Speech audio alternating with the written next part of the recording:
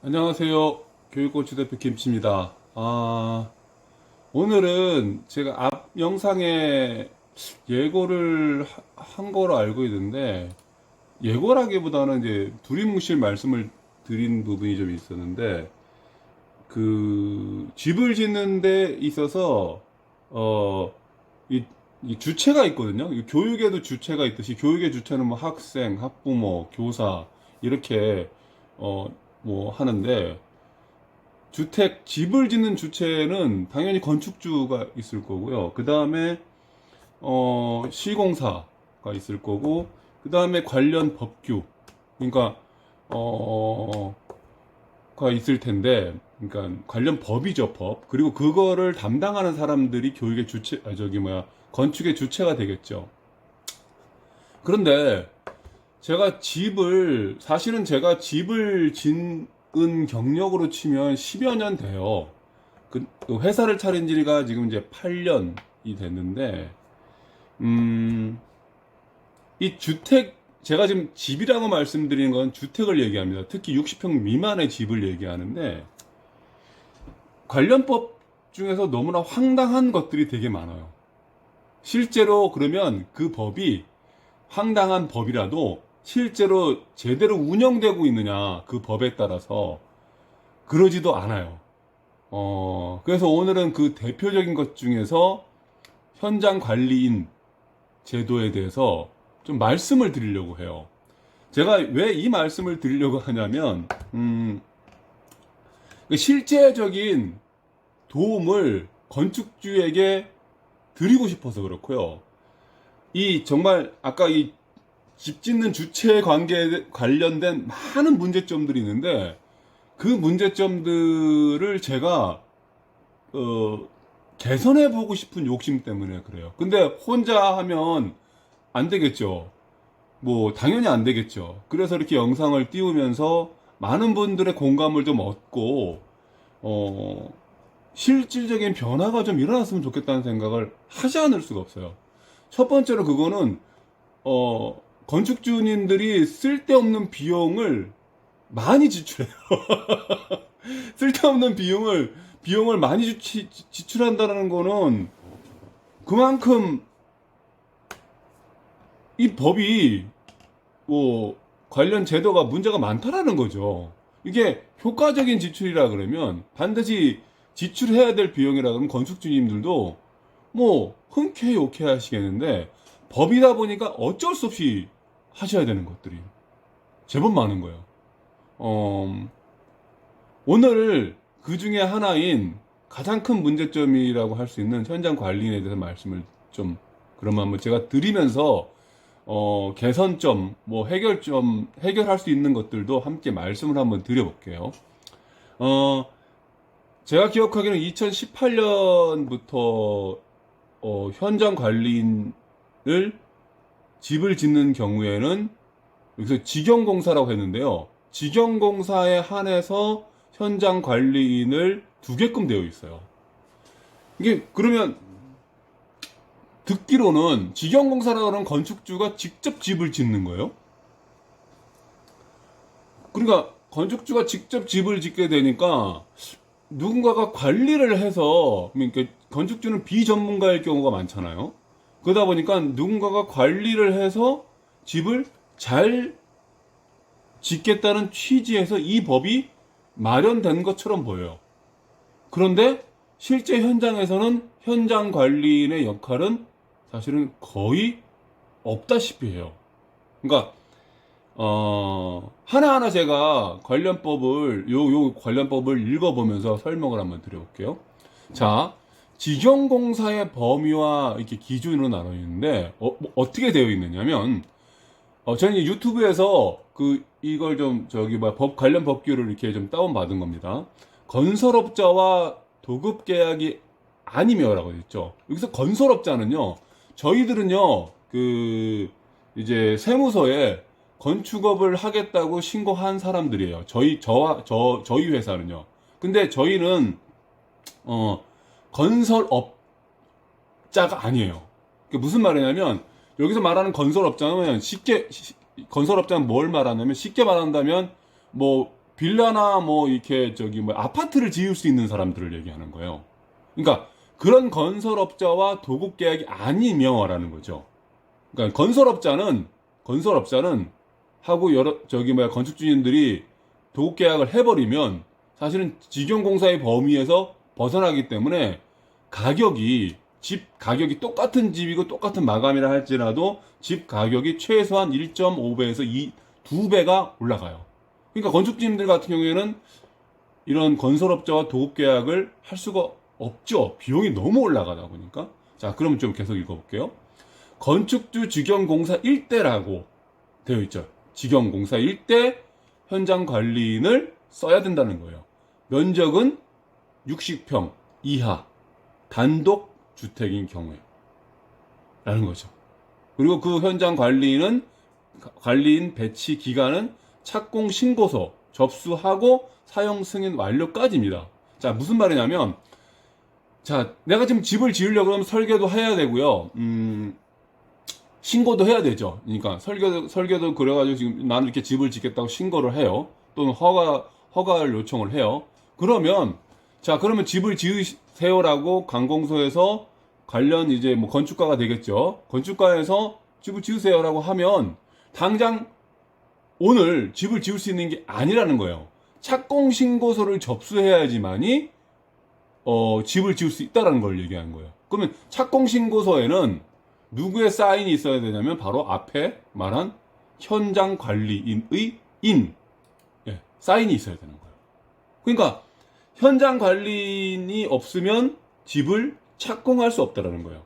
이게 법 규정이에요. 그러면 현장 관리인은 누구냐? 어떤 자격을 가지고 있는 사람이냐가 중요하죠. 이게 얼마나 황당하냐면, 이 법이 얼마나 황당하냐면요. 갑자기 초기에 2018년부터 생기니까 현장 관리인, 저도 이제 뭐 급하게 현장 관리인 자격증을 땄는데, 이게 보시면 현장 관리인은요, 국가 기술 자격증, 이런 이제 건축 기능사 자격이 있는 사람이어야 돼요. 여기 보시면 건축 도장 기능사, 이게 아까 제가 뭐 좌우가 바뀔 수 있다고 했지 않습니까? 제가 뭐 서툴러서 이게 제가 찍는 거는 글자가 좌우가 좀 바뀌어서 이렇게 보입니다. 이거 보면은 국가 기술 자격증 밑에 해가지고 건축 도장 기능사가 되어 있죠.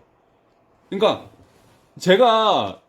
착공 신고서를 넣어야 되니까 저희 회사에서 집을 지으려고 하면 저희들이 이제 자격증을 갖고 있어야 되는 거니까 기능사 자격증이 있어야 된다는 거죠. 그리고 저는 뭐 건설 기술 이렇게 자격증 이게 있는데 건설 기술자 자격을 갖고 있거나 이 건축 기능사 자격증을 갖고 있는 사람이 착공 신고서를 제출할 수 있어요. 접수할 수 있어요. 그래야지만이 이제 관련 관공서에서 오케이 하고 집을 짓게 허가를 합니다. 자, 그러면 이게 제가 좀 전에 얼마나 황당하냐고 말씀을 드린 이유가 이 도장 기능사잖아요. 도장 기능사. 제가 이걸 이제 따야지만이 집을 지을 수 있어서 서울에 이렇게 뭐 몇 군데 알아보고 올라가가지고 이제 이 기능사 시험 준비를 하는데 건축에 대한 전반적인 지식과 경험이 있는 사람들이 이 기능사 자격증을 따는 게 아니에요. 이게 좀 필요하니까 도장, 페인트 있죠. 페인트이지 않나요? 그러니까 페인트 기능사를 따면 현장 관리인이 될 수 있다라는 거예요. 착공 신고서를 제출할 수 있는 거니까. 근데 집이라는 게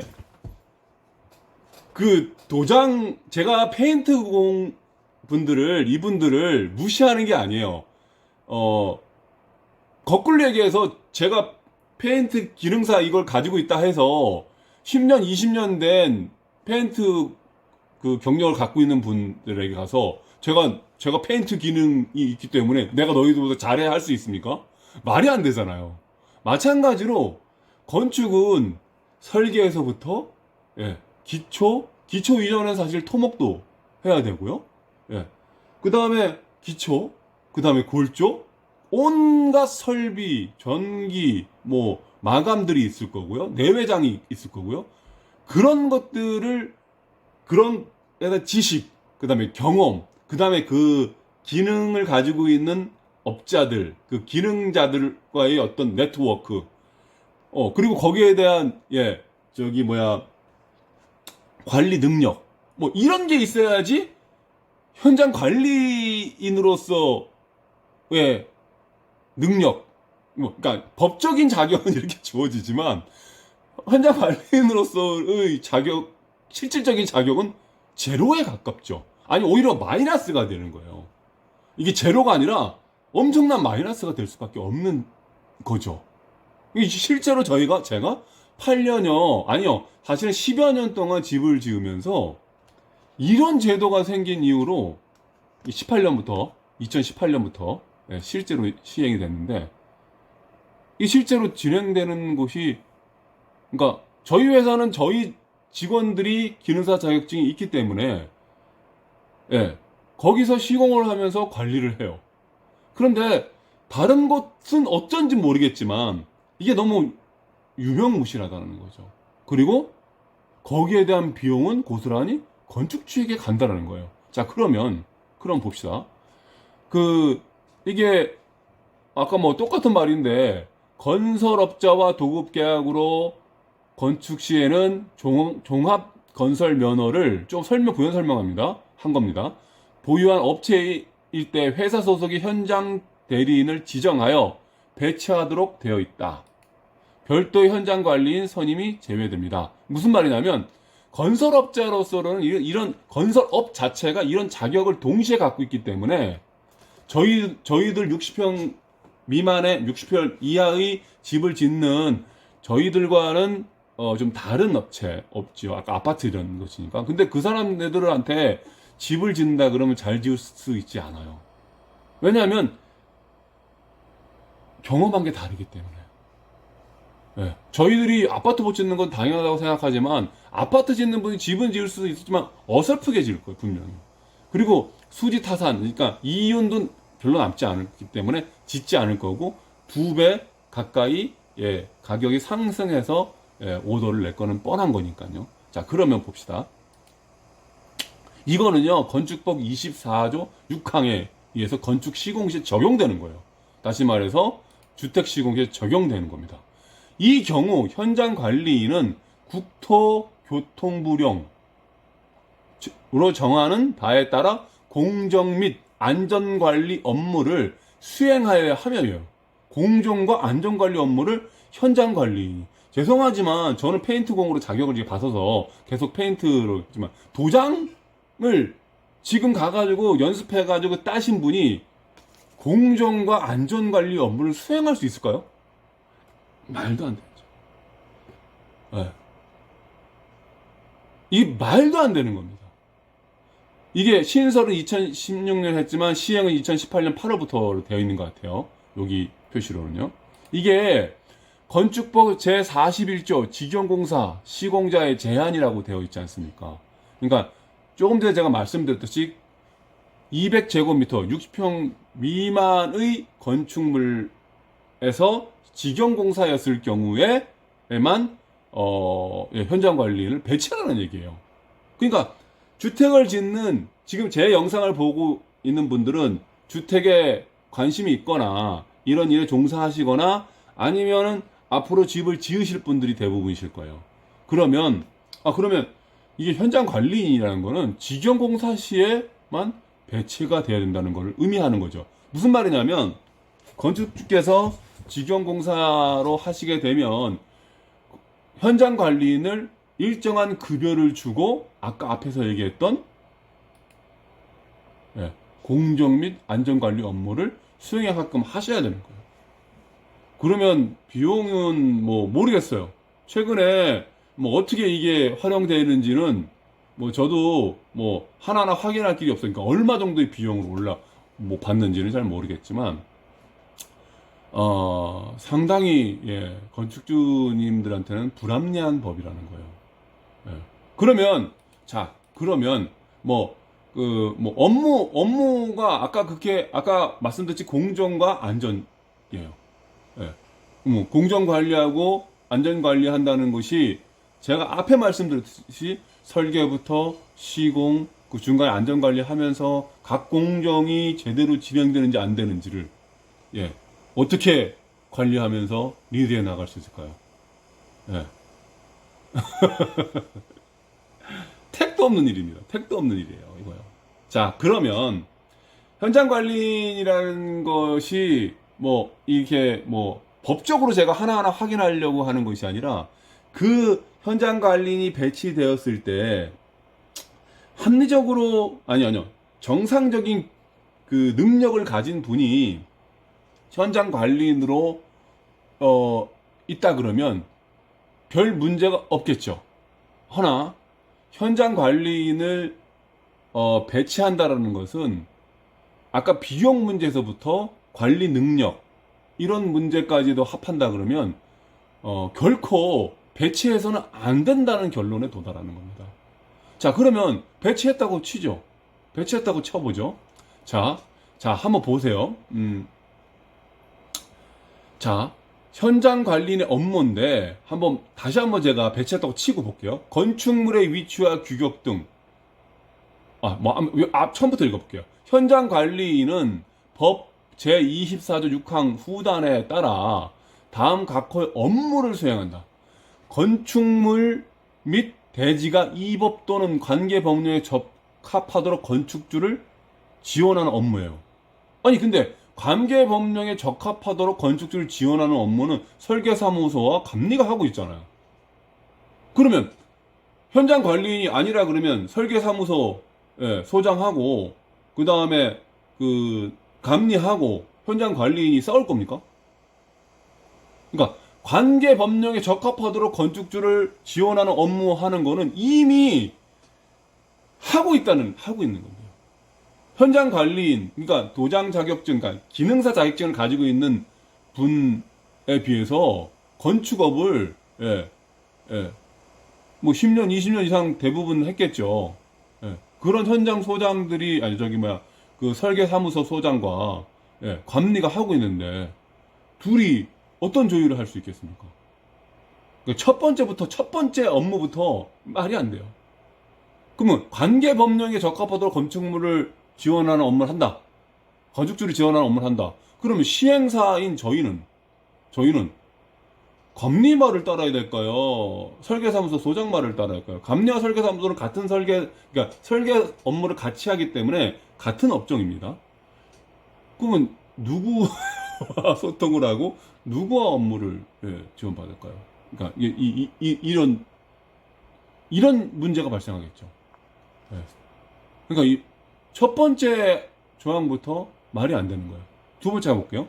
건축물의 위치와 규격 등이 설계도서에 따라 적정하게 시공되어 되는지에 대한 확인 관리를 해야 되는 거예요.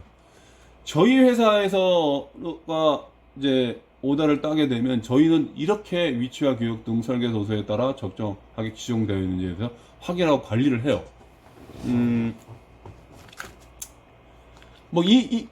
저희가 확인하고 관리하는 그 시스템은 저희 홈페이지에 들어가면 실제로 저희들이 사진을 매일 올리고 건축주와 얘기하고 오늘도 사실은 그 영상을 잠깐 사진들을 설명하면서 말씀을 드릴 건데요.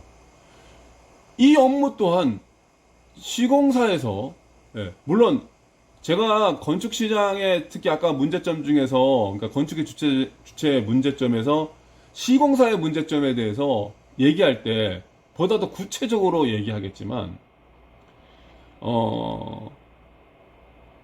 60평 미만의 집을 짓는 뭐 이런 회사가 영세할까 영세하지 않을까요? 다 영세합니다. 그래서 확인 관리가 이게 비용 문제가 돼서 확인 관리가 도대체 저 회사를 시공사를 믿을 만한 건지 건축주 입장에서는 그래서 누군가 확인 관리하면 좋겠죠. 그런데 그 현장 관리는 채용하려면 더 비용이 더 들고요. 그리고 시공사를 믿지 않고 현장 관리인하고 시공사가 매번 부딪히면 그 공사는 어떻게 될까요? 실제로 현장에서 부딪힐 일도 사실은 없어요. 왜냐하면 현장 관리인이 기능사 현장 관리 와봤자 그 사람하고 소통을 안 할 거니까요. 예. 건축주와 다이렉트 소통을 하거나 결정을 하겠죠. 시공사가 뭐하러 계약의 주체가 아닌 사람과 위임을 받았다 할지라도요. 그 위임을 받았다 할지라도 뭐 그런 경우를 본 적도 없지만 예, 소통이 거의 불가능하다고 보셔야 됩니다. 현장에서는요. 왜? 시공사인 저희뿐만 아니라 저희와 관계된 도급 업체들은 그 현장 관리인의 말을 전혀 듣지 않을 테니까. 이건 그냥 현장을 경험한 제 경험적 사실입니다. 비용만 더 들어갈 뿐이라는 말씀을 다시 드립니다. 자, 다음에 3번. 시공 계획 및 설계 변경에 관한 사항 검토 등 공정관리에 관한 업무. 아까 얘기했듯이 안전도 밑에 안전기준 준수 여부. 예, 예, 예. 뭐 똑같은 말을 중원번 해도 공정관리와 안전기준 준수 여부에 대해서 확인한다는 게, 그리고 그걸 다 하려고 그러면 그 사람의 월급이 300에서 500 정도는 줘야 되지 않을까요? 그 다음에 그 사람의 숙박비는 먹고 자고 하는 거 있지 않습니까? 예. 예. 이게 이 법이 가지고 있는 너무 황당한 것들을 말씀을 드리는 거예요. 너무너무 황당한 법이에요. 이 법은 사실은 빨리 사라져 주면 좋겠는데, 제가 보기엔 이 법을 개정한 사람들은 일정한, 그냥 제가 판단하기로는 갑자기 저희들이요, 일반 그 세무서에 신고해서 건축업을 하는 사람들 있지 않습니까? 200평까지 시공이 가능했는데 갑자기 60평으로 줄어들었어요. 그러면서 현장 관리인제도 갑자기 들어와 버렸어요. 예. 그러니까 이 말은 뭐냐면 죽으라는 얘기죠. 집을 짓는, 이런 소규모로 집을 짓는 회사는 죽으라는 얘기죠. 예. 그래서 많이 문을 닫았습니다. 실제로 많은 사람, 그 업체들이 문을 닫았어요.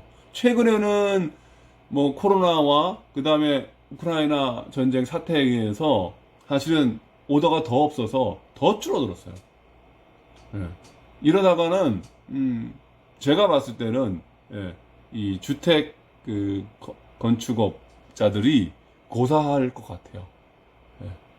그러면 뭐 고사했다고 일단 치더라도요. 그러면 실제로 집 짓는 것들이 효율적으로, 합리적으로 그 비용과 공정과 관리가 되었느냐라는 거죠. 감히 장담하건대 뭐 저희 아버님도 목 쓰셨는데, 저희 아버님을 따라서 제가 어렸을 때 몇 번 찾아간 그런 현장과 지금의 현장이 예, 개선되었다? 과연? 예, 과연? 예, 목수들의 인건비나 관련 업무를 한 분들의 인건비는 상승한 것 같아요. 그러나 관리 능력이나 예, 안전관리 뭐 이런 것들, 예, 이게 전체적으로 좋아졌다, 그 다음에 시스템이 좋아졌다라고는 감히, 오히려 이런 악법이 예, 존재하는 한 집을 지으려고 하신 많은 건축주님들한테는 예, 쉽지 않은 방향으로 가는 것 같아요. 자, 그러면 제가 현장 관리인이 왜 필요한가에 대해서, 그러니까 현장 관리인이 이제 왜 필요한가에 대해서가 아니라 실제로 현장 관리를 어떻게 해야지만이 되는가에 대해서는 이제 문제점을 제가 말씀드렸으니까 개선점들을 말씀을 드릴까 해요. 다시 한번 봐보겠습니다. 이게 한번 찾아볼게요. 제가 사진을 아까 올려놓게 했었는데 처음부터가 아니라서 최근에 저희가 뭐 하나 앞에 올려놨었는데, 예. 최근에 제가 여기 가까이에 밀양에 이제 신축 공사를 이제 진행하게 됐습니다.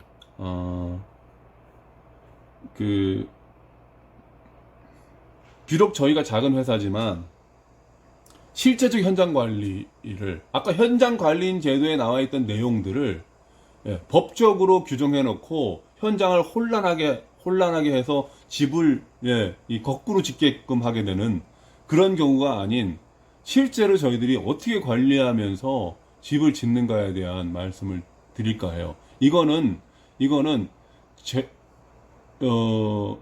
며칠 전에 저희 직원들도 의기소침하고 저도 좀 그래서 회의를 좀 하면서 우리 회사의 비전이 뭐냐 이런 얘기를 하면서 그 이제 직원들과 어 이제 뭐 회의를 이렇게 토론식의 회의를 좀 했는데 한 친구가 저희 비전은 글쎄요 하면서 돈 버는 겁니다 라고 하더라고요. 돈 버는 게 비전일 수 있는데 그러면 돈 벌기 위해서는 뭐든지 할 수 있으니까 그거는 저희 회사의 비전과 맞지는 않아요. 그러니까 저희 회사의 비전은 좋은 집을 짓는 거죠. 예. 근데 건축주님들한테 제가 감히 말씀드리지만 이것도 좋은 집의 기준이 뭘까요? 그러면요. 그러니까 무작정 추상적으로 좋은 집이라고 하면 그건 뭐 좋은 얘기니까 뭐 그냥 한 귀로 듣고 한 귀로 흘리겠지만 좋은 집이라는 건요 1억짜리 집을 1억짜리답게 짓는 겁니다. 그럼 좀 더 구체적으로 말씀드리면 1억짜리에 맞는 집의 자재가 있을 거 아닙니까? 건축주님하고 약속한 자재가요. 그 약속한 자재를 쓰는 겁니다. 그 다음에 건축주님과 약속한 공정대로 진행하는 겁니다. 약속한 대로요. 그런데 그렇게 자재를 올바른 자재, 올바른 공정으로 합의한 공정으로 진행하려고 하면 그것도 사실은 좀 추상적이지 않습니까? 그러니까 자재가 약속한 자재가 들어오는지 들어오지 않는지를 확인해야 할 길이 없잖아요. 그거는 자료를 남기면 되는 거죠. 현장에서 사진을 찍고 이런 자료를 씁니다. 보십시오. 뭐 타일은 뭐 국산 중급입니다. 건축주님께서 바꾸신다 그러면은 뭐 어떤 거는 뭐 다용도실 같은 경우에는 좀 저가로 해도 되고요. 화장실 좀 고가로 하고 싶으면 이게 조율하면 되는 거죠. 그 자재에 대한 약속을 지키는 거예요. 그러면 공정을 제대로 진행해야 된다. 이게 되게 어려운 말이에요. 자, 집을 짓는 데 있어서 아까도 말씀드렸지 설계, 그 다음에 뭐 토목, 토목도 있을 수 있으니까요. 오늘 좀 제가 토목을 하면서 현장 관리는 이렇게 해야 된다고 말씀을 드릴 건데 토목, 뭐 그다음에 기초, 그러면 막 설비, 뭐 전기 이런 사람들이 그러니까 설비는 도급을 줘야 될 거 아닙니까? 전기도 도급을 줘야 돼. 이런 사람들이 기술이 있는지 없는지 관리자는 또 이 사람들이 제대로 약속한 방법대로 시공을 하는지 약속한 자재를 쓰는지 이거를 확인해야 되는 거잖아요. 그러니까 도급업체가 기술이 좋아야 돼요. 똑같은 1억이라 할지라도 자재는 이제 똑같이 썼다고 치고요. 그럼요. 그러면 도급업자가 시공사와 신뢰가 있고 또 실력이 있는 데와 시공사와 신뢰도 없고 실력이 좀 어떤지 잘 모르거나 떨어지는 경우에는 똑같은 1억이라도 같은 1억의 가치가 아니겠죠. 네. 이게 좋은 집을 짓는 기준인 겁니다. 저희 그 교육건축 홈페이지에 그 네이버 카페인데요. 오시면 그런 것들을 공정별로 설명해 놓은 것들이 있습니다. 물론 많이 참 찾아보셔야 되기도 할 수도 있는데, 제가 틈틈이 설명해 놨으니까 자료가 되게 많아요. 꼭 보시길 바랍니다. 자, 그러면 볼게요. 이제 계약을 하고 진행하려고 하는데, 이제 건축물이 여기 있었어요. 옛 건축물이 있었어요. 근데 이제 철거를 이제 건축주님이 이제 하셨어요. 그 제가 아마 철거할 때 이제 땅 수평은 안 잡아 놓을 것이다. 그건 당연한 거겠죠. 뭐 철거하시는 분들 철거만 하는 거니까. 그래서 나중에 저희들이 들어가게 되면 수평 작업에 대한 비용이 더 추가가 될 겁니다. 라고 말씀을 드렸고요. 사실 또 그러면서 저희들 포크레인에 들어가면 이게 땅 속에 뭔가를 이렇게 묻혀 있는지 잘 몰라서 저희들이 항상 파봅니다. 그래서 그런 것들을 좀 설명을 드렸고요. 그러니까 안내를 해드리는 거예요. 그러니까 철거할 때 어떤 식으로 하시는 게 좋겠다라고 안내를 해드렸고, 미비한 점들은 비용이 더 추가된다고 말씀을 드리는 거죠. 현장 관리인이 하는 일 중에 하나죠. 그러니까 법적으로 정해놓은 거지만 실제로 저희들은 8년 전부터 제가 회사를 차리고, 그러니까 회사를 이제 건설회사에 있을 때는 그렇게 이제 저는 나름대로 했는데 회사의 차원에서는 조금 그렇더라고요. 어쨌든 그리고 자 보십시오. 이게 기존에 9억이 있었는데 이런 그 이제 계량기 이렇게 그분들이 이제 끊어놓고 던져놓는 거예요. 그럼 이렇게 되면 이 전기가 흐르고 있는데 옆에 있는 과수원이나 이런 데 피해를 줄 수도 있고 실제로 민원이 들어왔었어요. 빨리 저거 좀 이거 좀 어떻게 해라 이거 불안해서 어떻게 하겠냐고 민원을 제기하게 되면 사실 건축주님들이 그렇게 이제 집을 짓고 들어오려 하시는데 이런 민원 문제를 많이 발생하시면 인심도 안 좋아지고요. 그리고 이게 끊어놓고 이게 비 맞추고 하니까 이거 이제 못 쓰게 되는 거죠. 예. 이걸 어떻게 그리고 끊어놓는다는 건 뭘 얘기하냐면 건물을 지어야 되는데 건물 지을 때 이걸 가지고 전기를 쓸 수 없다는 걸 의미하니까 이렇게 해놓으셨더라고. 이건 뭐 철거하시는 분들이 잘못은 아닙니다. 원래 철거하는 분들이 그것까지 신경 쓰면서 할 수 있는 건 아니니까요. 뭐 수도도 지금 쓸 수 있게 해놔야 되는데 아직 쓸 수 있지는 못하게 해놨지만 이것도 저희들이 나중에 추가해서 비용을 산출해서 말씀을 드렸던 부분이고, 일단 철거 작업 시에 이렇게 이제 철거해놓고 대략적으로 이제 여기 돌이 좀 있는데 요거는 이제 돌을 이렇게 평탄 작업을 해놓으셨어요. 그래서 철거가 끝난 다음에 자 집을 올려야 되기 때문에 그러면 집은 이렇게 철거 끝난 다음에 이제 자 기초가 다 올라가는 게 아니죠.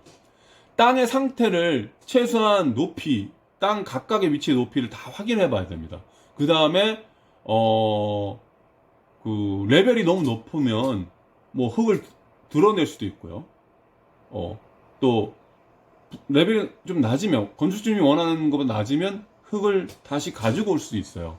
그래서 레벨을 이렇게 저희 직원들이 가서 레벨을 이렇게 찍어 가지고 한 겁니다. 자, 이거 보시면 턴대 이게 뭐 65, 79 이건 뭘 얘기하냐면 여기하고 그 밑에하고 차이가 한 100 정도 나죠. 여기 161 뭐 이렇게 100 정도 납니다. 실제로 한 1m 정도 난다는 거예요. 무슨 말이냐면 65cm 가면 높이가 여기는 157cm고 여기는 161cm라는 거. 이거를 거꾸로 뒤집으면 돼요. 사실은 이게 레벨을 찍은 상태에서 얘가 65고 얘가 157이면 얘가 땅이 낮다는 거고 얘가 높다는 뜻입니다. 어쨌든 1m 정도의 단 차이가 나는 거예요. 한 15m에서 20m가 안 되는 거리인데 그러면 이건 평탄 작업을 무조건 해야 된다는 거죠. 그리고 사실은 뭐 거의 대부분 평탄 작업을 해야 됩니다. 자, 그리고 뿐만이 아니라 보니까 이 지금 주변이 지금 조금 이렇게 이런 옛 그 블록으로 해가지고 막 둘러 있지 않습니까? 이런 것들하고 그 다음에 레벨을 찍어 보니까 흙을 덜어내야 되는 거 하고 요런 불안한 어떤 이런 라인들을 보강하기 위해서 석축을 쌓기로 해서 대략 이제 저희가 이제 땅을 파본 상태는 아니고요. 대략 이제 석축을 한 이틀 쌓고 흙을 또 하루 정도는 이제 반출을 해야 될 것 같고, 그 다음에 신축이 이렇게 또 들어서게 되면 이 뒤에 하고 이 골이 생겨요. 그럼 물을 어떻게 이제 빼낼 수 없으니까 미리 이제 우수관을 좀 심어 놔야 되는 것들, 이런 것들을 안내를 해서 건축주님과 협의하여서 4일간의 공정으로 이제 일을 이제 시작했어요. 그리고 이제 표면에 있는 이런 거 가지고는 저희들이 석축 수량 산출이 안 되죠. 이거 가지고는 뭐 이제 부족하다는 생각으로 해서 돌을 또 들여놓기로 했고요. 그래서 석축 공사하고 우수 공사, 그 다음에 땅 편탕 작업을 동시에 하면서 아까 전기나 이런 것들은 이제 전기를 써야 되니까 다시 이제 공사를 이제 전기를 쓸 수 있는 공사, 임시 전기를 설치를 하기로 하고 안내를 해드리고 진행하게 됐어요. 벌써 몇 가지를 저희들이 이제 실행하게끔 안내해드리고 실행하게끔 하고 비용 산출을 해드린 거죠. 자, 그런데 막상 이제 석축을 쌓기 위해서 땅을 쭉 파봤는데 돌이요. 이만한 뭐 요만한 호박돌에서 막 엄청나게 큰 돌들까지 엄청나게 나오기 시작했습니다. 그러니까 무슨 말이냐면 철거할 때는 확인되지 않았던 것들이 갑작스러운 변수가 생기는 거죠. 그래서 또 땅을 파보니까 이 어마무시한 돌이 이게 돌이 이게 머리만 나와 있는 건데 이게 하면 그럼 이걸 패내면 이게 이쪽이 위태해지겠죠. 그래서 현장에서 기능사 자격증 가지고 며칠 해가지고 공부해서 자격증 따신 분들이 이런 판단을 할 수 있겠습니까? 불가능하죠. 예, 불가능합니다.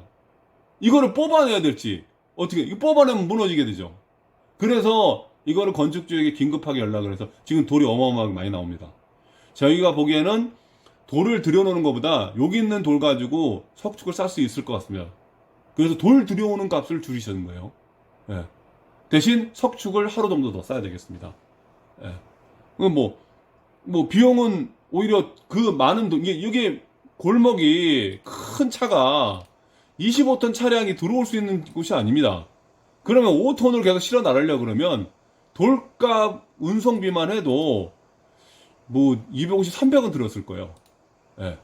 그리고 그걸 받아가지고 하려고 그러면 또 다시, 또 비용이 들었을 거고요.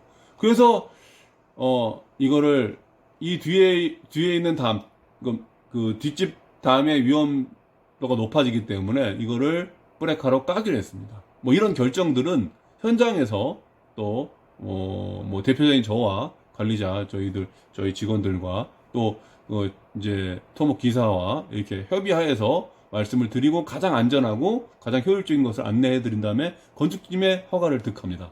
왜냐하면 공사가 변수가 생겼기 때문에. 예. 이거를 자, 여기서 이렇게 돌이 나왔어. 그 다음에 뭔가 빨리 연락이 해서 이야기를 해서 결정을 내지 않는다 그러면 이 기사는 하루 가만히 있어도 요즘에 60만 원입니다, 장기대가요. 60만 원 받아가니까 빨리 해줘야 되는 겁니다. 예. 그러니까 이게 지연되면 건축주님 손해로 이어지기 때문에, 동시에 이걸 해결해야 되는 거죠. 자, 그래서 프레카로 까는 장면이고요. 자, 그 다음에 전기도 새로 끌고 와가지고, 여기 보시면, 임시전기를 부스를 해가지고 안전하게 설치를 해놓고 앞으로 사용할 수 있게끔 이렇게 하고요. 이런 거는 현장 관리인이 갑자기 어디서 와가지고, 어떤 전기 기사를 불러가지고, 야, 와! 한번 오는 게 아닙니다. 이거는, 오랜도록 이 사업을 해야 하고 신뢰를 쌓고 사람들이 이런 기능을 가지고 있는 기술을 가지고 있는 걸 적재적소에 넣을 수 있는 그런 회사의 실력입니다. 이게 다시 말하면 주택 또한 건축주 직영을 통해서 집을 짓는다 할지라도 제대로 된 시공사들이 집을 짓고 관리해야 된다는 말씀을 드리는 겁니다. 그런데 말씀드리지만 지방에서 대부분 1년, 2년, 3년 안에 다 망하고 있는 상황에서 이런 체계를 갖고 일을 한다는 게 쉽지는 않겠죠. 여기까지 말씀드리고 다음 넘어가겠습니다. 그래서 기존에 돌이 너무 많으니까 석축 쌓아놓은 거 보십시오. 여기 15m, 15m 넓게 잡아도 20m, 20m 안에 아까 그 땅에서 이 돌이 나오는 겁니다. 누구도 예상하지 못한 거지, 이거는요. 이거는 누구도 예상하지 못한 겁니다. 땅을 한 1m, 2m 파보지 않는 이상은 알 수 있는 게 아니기 때문에요. 그래서 석공이 일이 좀 많아졌지만 어쨌든 돌을 지금 쌓고 있습니다. 지금 앞단도 돌을 쌓고 옆에 단도 쌓고 뒤에 단도 안 보이는데 이렇게 쌓고 또 이제 쌓은 후에 이제 이 남은 돌들 반출을 해야 되겠죠. 반출해야지 수평을 잡을 수 있기 때문에 이런 반출을 하고 있는 모습이고요. 이런 관리자들이 항상 다 현장에 있으면서 연락을 하고 또 이 주변에 정리하고 청소하고 또 뭡니까 아까 보조하고 또 이웃집에서 여기 이웃집 분이 이제 오셔가지고 왜 자기한테 말도 안 하고 공사를 안 하냐고 그러게 이 공사를 하는데 이웃집한테 저희가 말하고 하는 건 아니지 않습니까? 건축주께서 이제 인사치레를 할 수는 있는데 그 인사치레가 없었나 봐요. 와가지고 막 현장 중간에 안 쓰셔가지고 바쁜데 30분 동안 장작 연설하고 있는 거예요. 그렇다고 건축주님한테 저희가 좀 이게 뭐야, 예, 뭐 손해나 또 뭐 그런 걸 끼치면 안 되기 때문에 될 수 있으면 이웃집 민원이 있을 땐 예의 있게 대해야 하거든요. 근데 30분 동안 이렇게 했으니까 조금 속으로 짜증이 나더라고요. 사장님 짜증이 좀 나더라고요. 어쨌든 이걸 이제 덜어내고 있습니다. 토목. 자, 근데 여기서 어떤 문제가 발생했냐면 지금 이렇게 덜어내고 있는 과정에서 몇 차가 나갔어요. 근데 갑자기 연락이 왔어요. 연락이 와가지고 이게 뭐 이게 스레트예요, 스레트. 스레트가 나오는데 이 스레트가 나온다. 그거 못 받겠다. 그래서 이거를 다시 처리하라고 나왔어요. 제가 지금 벌써 40분 얘기하는데 저는요, 그러니까 저기 집을 지으려고 하시는 분들이 지금 그 저기 뭐야 그 분들은 이 이야기를 반드시 들을 거라고 봐요. 그래서 관심 있는 분들도 그렇고요. 그래서 뭐 길어지더라도 너무나 중요한 얘기를 하고 있으니까 계속 하도록 하겠습니다. 자, 보세요. 이게 나오니까 공사가 스타트 됐어요. 저희들도 사실은 이게 너무 작아가지고요. 조그만 돌멩이 못 봤는데, 그래서 긴급하게 처리장으로 이거를 다시, 예, 예, 반출해야 됐어요. 그러니까 무슨 말이냐면, 철거하는 분들이 제대로 철거를 안 했다는 얘기를 의미하는 겁니다. 철거업자들은 제대로 이거를 철거를 해가지고요. 이렇게, 이런 조각을 남기면 안 되죠. 예. 그 받는 쪽에서 안 받겠다 하고 심지어는 받은 것까지 제대로 처리하라고 해서 다시 그거를 처리했습니다. 그래서 폐기물 비용을 건축주님이 더 내셨습니다. 예. 이거는 어쩔 수 없는 거예요. 그래서 저희들이 또, 예, 많은 시간을 또 할애가 또 했는데, 자, 그래가지고 이제 이 작업까지 마무리했어요. 이제 아까 처음에 초기 사진을 한번 볼게요. 초기 사진과 이런 이제 많은 공청들, 결정들, 이런 것들이 이 사이에 4, 5일 사이에 없었으면, 관리하지 않았으면, 예, 요런 집터가 지금처럼 이런 집터로, 네, 요런 과정을 통해서 지금 이런 단계와 과정을, 사진의 단계와 과정을 통해서 여기까지 온 겁니다. 예. 건축주님이 직영을 하시는 경우에요. 근데 건축주님이 직영이라는 걸 신고를 통해서 하지만 저희들에게 관리를 위탁하신 거죠. 예.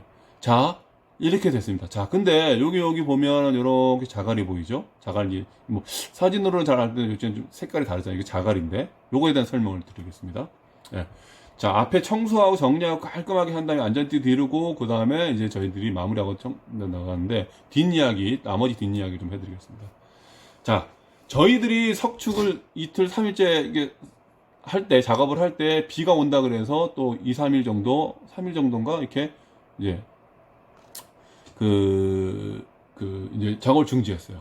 그리고 나서 이제 땅을 이렇게 파보니까 물길이 이렇게 생겼어요. 예. 그래서 전에는 저희들이 그 땅을 이렇게 파보고 하는데 그런 물이 없었는데 비가 되게 많이 오지만 어느 정도 왔었어요.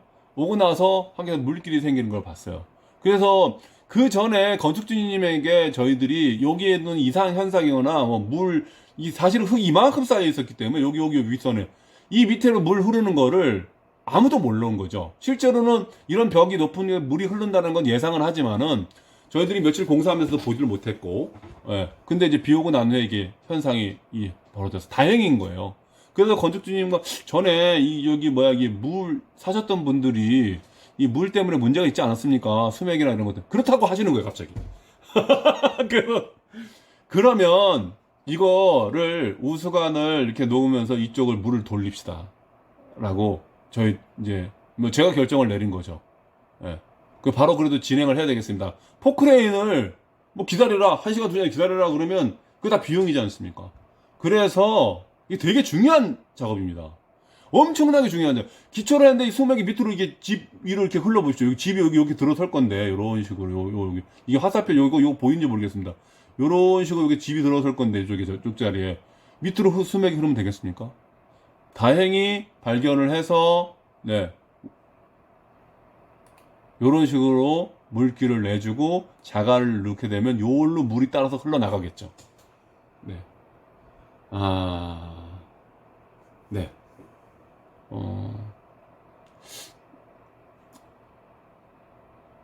이 포크레인 기사는 또 비용을 생각해서 골재를 가지고, 골재라는 건 콘크리트를 깬 거거든요. 그 환경업체 갖다 주면 콘크리트를, 그 환경업체에서 골재를 만들어 가지고 보내주는데, 그 몇십만 원 아끼려고 그거를 하자고 하더라고요. 그래서 말도 안 된다. 돌이거든요. 이건 실제로 자연석을 깬 거니까요. 돌은요, 이게 그 장기가 아니라 거의 영구적으로 물을 흐르게끔 하면서 돌이기 때문에. 근데 골재는요, 가루가 많거든요. 그게 이 길을 막습니다. 그럼 또다시 물이 한 5년, 10년 지나면 물이 일로 흘러가게 되기 때문에 이 경우에는 예, 비용이 더 들더라도 이렇게 자갈을 하시는 게 맞습니다. 예, 여기 처음 사진이고요. 자, 그러면 이렇게 며칠 동안 관리를 하면서 비용 산출을 해드리고 그때그때 말씀드리고 하는 것들을 한 사람의 관리자, 법적으로 규정한 관리자가 실제로 할 수 있을까라는 것은 이제 여러분들이 이걸 듣는 분들이 판단해 보십시오. 자, 그리고 요거는 저희들이 이제 밀양 본청인데 작업하고 나서 이렇게 하면서 이렇게 그 저희들이 이제 오늘의 현장 해가지고 작업하는 사진들을 이렇게 한두 장 올려드립니다. 정리해서는 제가 올려드리는데 사진을. 그래서 건축주님이 이제 뭐 이렇게 저희들한테 인사를 하셔서 보람도 느끼고 해서 요거 소개로 마무리를 하도록 하겠습니다. 자, 무더운 날씨에 정말 고생 많으십니다. 지나다니며 예쁜 집을 보면 막연히 그냥 예쁜 집이구나. 저기에 사는 사람들은 좋겠다 생각했는데 막상 건축주의 입장에서 그 과정에서 얼마나 많은 사람들의 노고가 있었는지 건축주의 고민이 있었는지 새삼 느끼고 있습니다. 아마 더 느끼게 되겠죠. 맞습니다. 더 느끼게 되실 겁니다. 이 건축주님은요. 간단한 그 무엇도 결정한다는 것이 너무 어렵네요. 건축주님은 사실 쉽지 않을 거예요. 비용이 관계되고 안전 관계되고 또 집의 또 안전성 또 집이 또 오래도록 지속돼야 되니까 저희들이 이렇게 안내하고 있다는 말씀을 드리고 실제로 현장에서 지금처럼 실행하고 있다는 말씀을 드립니다. 거의 평생을 함께 하게 될 집이니 이렇게 하셨고 날씨가 더워 걱정입니다. 아무쪼록 일하시는 분들 안전사고 없도록 부탁드리며 튼튼하고 예쁜 집 부탁드립니다. 교육건축 믿습니다. 이게 되게 감사하더라고요. 강 과장님, 박 대리님 잘 부탁드리며 앞으로 자주 뵙겠습니다. 앞에 사실 이런 그 인사가 또 있었어요. 예, 있는데 있는데 너무 많은 거를 또 설명하면 또 그런 것 같고 제가 오늘 현장 관리인 제도를 보실 분들은 이게 영상 올라가니까 보시고요. 현장 관리인 제도를 실제적으로 하면 그 제도는 좋은 제도가 될 겁니다. 하지만 물론 아까 제가 말씀드렸듯이 이제 건축사무소와 감리와 중복되는 부분들을 빼고요. 실제로 현장에서 현장 관리자가 실행할 수 있다면 좋겠지만 현실적으로는 불가능합니다. 그래서 교육건축은 이런 문제를 사실을 해결하는데 지난 8년 동안 엄청 애썼습니다. 정말 애썼고 그게 단순히 아까처럼 공정관리와 자재관리뿐만 아니라 직원들의 복지 그 다음에 최근 대우조선 사태도 있긴 했지만 이런 말씀도 전 이제 앞으로 드리려고 해요. 이제 급여를 깎아서라도 직원들에게 요즘 좀 어렵거든요. 더 주고 있습니다. 저는 조금 더 버틸만 해서요. 이런 거를 조금 봐주시고 그래서 앞으로 정말 우리 집 짓는 현장이 좀 더 좋아질 수 있는 그날까지 계속 제가 한번 영상을 띄워보도록 하겠습니다. 오늘 여기까지만 하고 많은 분들이 저희들을 성원해 주시면 정말 감사하겠습니다. 감사합니다. 이거 어떻게 해야 되지?